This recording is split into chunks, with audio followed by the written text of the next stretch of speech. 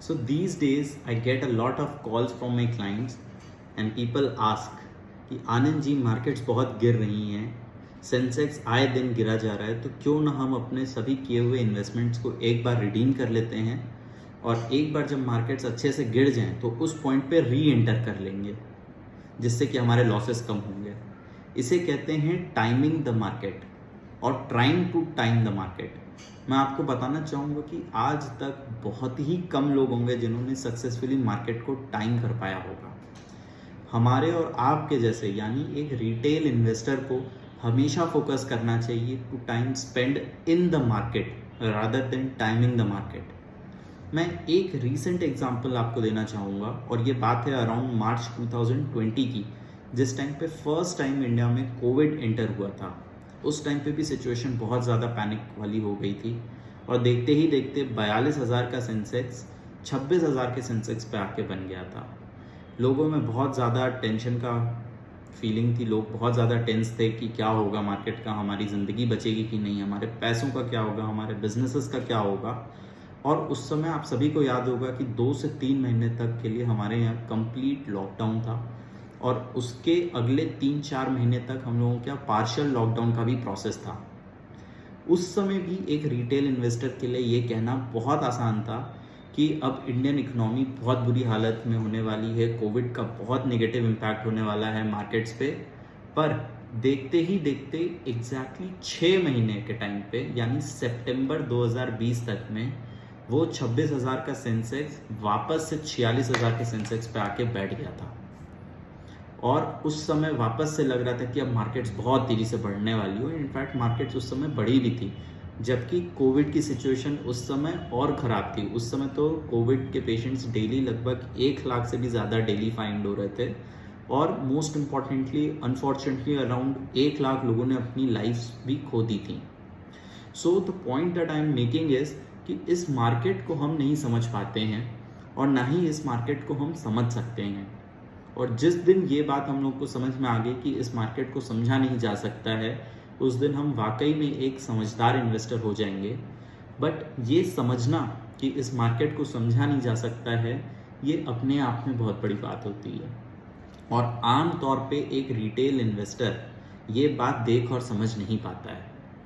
मैं आपको ये बताना चाहूँगा कि अगर पिछले 40 साल का हम लोग डेटा निकाल के देख लें, और ये डेटा गूगल पे भी अवेलेबल है, आप सभी लोग देख सकते हैं कि अगर इंडेक्स ने अराउंड 16% का CAGR रिटर्न दिया है तो एक रिटेल इन्वेस्टर ने 7-8% के ऊपर का CAGR रिटर्न नहीं बना पाया है। क्योंकि हमारी एक आदत होती है, हम अपने बिहेवियर को कंट्रोल नहीं कर पाते हैं। हम आए दिन मार्केट में कुछ ना कुछ करने की चाह रखते हैं। कभी इधर से निकाल के उधर कर लें, मार्केट में स्विच करते रहेंगे पैसा, इधर उधर छेड़ाछानी हम लोग अपने पोर्टफोलियो से आए दिन करते हैं और जिस कारण हम लोग का रिटर्न उतना नहीं बन पाता है जितना मार्केट्स डिलीवर करती हैं एक लॉन्ग पीरियड में। हमें ये समझना बहुत ज़रूरी है कि मार्केट्स से पैसा बनाने का ये एक प्रोसेस है। मार्केट्स हमेशा एक ECG की तरीके से चलती रहेंगी, ऊपर नीचे लगातार बना रहेगा और इसी को ही मार्केट्स कहते हैं। और इसी वॉलेटिलिटी में ही इन्वेस्टर पैसा बना सकता है और इस वॉलेटिलिटी को अगर हम लोगों को ओवरकम करना है तो हमें उसके लिए एक प्राइस पे करनी होती है और वो प्राइस का नाम होता है पेशेंस। बट अनफॉर्चुनेटली बहुत ही कम इन्वेस्टर्स होते हैं जो कि रेडी होते हैं वो प्राइस पे करने की, क्योंकि आमतौर पे एक रिटेल इन्वेस्टर ये प्राइस पे करना ही नहीं चाहता है। वो तुरंत रिजल्ट जानना चाहते हैं कि हमने आज इन्वेस्ट किया है, हमें 6 महीने 2 महीने 2 साल 1 साल के अंदर में रिटर्न चाहिए, जो कि बहुत ही मुश्किल काम होता है।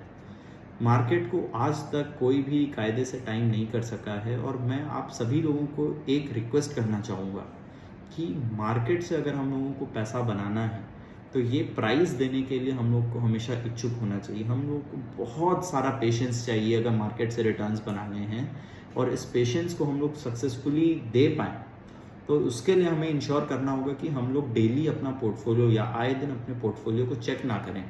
जितना हो सके अपने पोर्टफोलियो को छुए ना। मैं हमेशा यही बताता हूँ अपने इन्वेस्टर्स को कि हमारा पोर्टफोलियो एक साबुन की बट्टी की तरीके से होता है।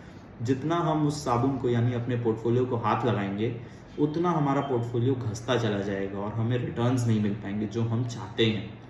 So to get the best returns, the best practice is to ignore the media whatsoever. Be it हमारे सोशल मीडिया हो, हमारे प्रिंट मीडिया हो, टीवी न्यूज़ हो, न्यूज़पेपर हो, कोई भी चीज़ हो, हम लोगों को पढ़ना ही नहीं है. हम लोगों को अपना पोर्टफोलियो चेक करने की ज़रूरत ही नहीं है कि अगर हम लोग को अच्छा रिटर्न्स चाहिए.